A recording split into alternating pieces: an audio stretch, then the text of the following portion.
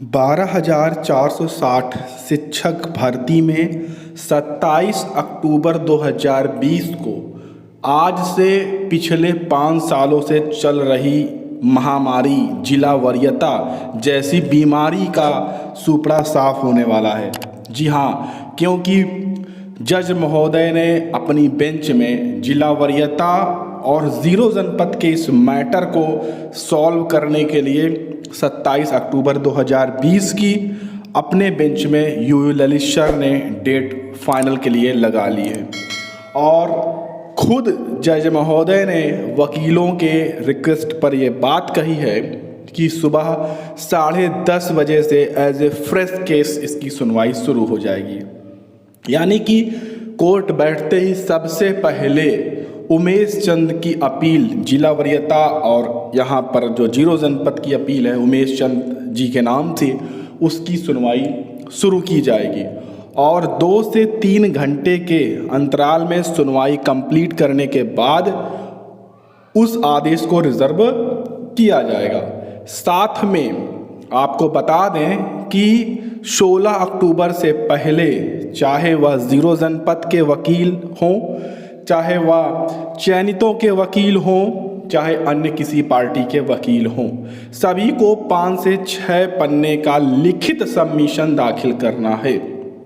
उस लिखित सबमिशन में सभी को अपनी अपनी बातें रखनी है कि जो भर्ती को करना चाहते हैं तो क्यों करनी चाहिए, किसी को क्या डाउट है, सभी बातें अपनी रखनी है। उसी के आधार पर जज महोदय सभी वकीलों को थोड़ा थोड़ा समय देंगे और 2 से 3 घंटे में इस सुनवाई को पूरा करेंगे। उसके बाद इस आदेश को रिजर्व कर लेंगे। तो 27 अक्टूबर को इतने लंबे से चल रहा ये पूरा जो प्रावधान है ये समाप्त हो जाएगा। लोगों के द्वारा गरीब अभ्यर्थियों, परेशान अभ्यर्थियों के माध्यम से वसूली करना, ये सभी चीज़ें समाप्त हो जाएंगी पूरी तरीके से, क्योंकि सुप्रीम कोर्ट से जो आदेश आएगा उस आदेश के खिलाफ कहीं पर भी अपील करना संभव नहीं होगी और सुप्रीम कोर्ट में दोबारा से अपील करने पर बदलाव भी जल्दी संभव नहीं होता है। आज तक नहीं हुआ। शिक्षा मित्रों के केस में व अन्य केस में आप देख सकते हैं। यहाँ पर जो भी 12,460 शिक्षक भर्ती में अभ्यर्थी नौकरी कर रहे हैं उनको किसी भी प्रकार की कोई समस्या नहीं होगी। पिछले कई ऐसी सुनवाई हुई हैं अन्य भर्तियों की और 12,460 की भी, जिसमें सुप्रीम कोर्ट ने जो अभ्यर्थी नौकरी ज्वाइन कर चुके हैं उन्हें किसी प्रकार की कोई छेड़खानी के लिए नहीं कहा।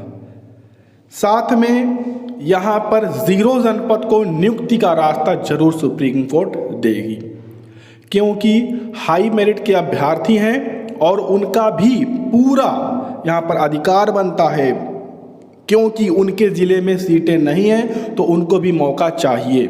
जिस आधार पर बाहरी राज्य के डीएड व अन्य तरह के अभ्यर्थियों को उत्तर प्रदेश शासन बेसिक शिक्षा परिषद मौका देता आ रहा है पिछले लंबे समय से, इसी 6 खा के आधार पर ही उन अभ्यर्थियों को नियुक्ति दी जाती है।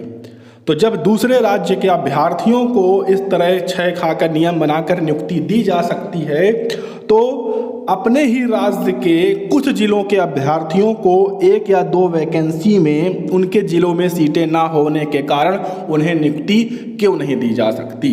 इस आधार पर सुप्रीम कोर्ट से अभ्यर्थियों को नियुक्ति पत्र जरूर मिलेंगे। वहाँ पर किसी भी अभ्यर्थी को परेशान होने की आवश्यकता नहीं है। लेकिन इसी बात से चयनित ज़्यादा परेशान है कि सुप्रीम कोर्ट इन सभी पक्षों को सुनने के बाद इस भर्ती प्रक्रिया को पूरी तरह से निरस्त ना कर दे।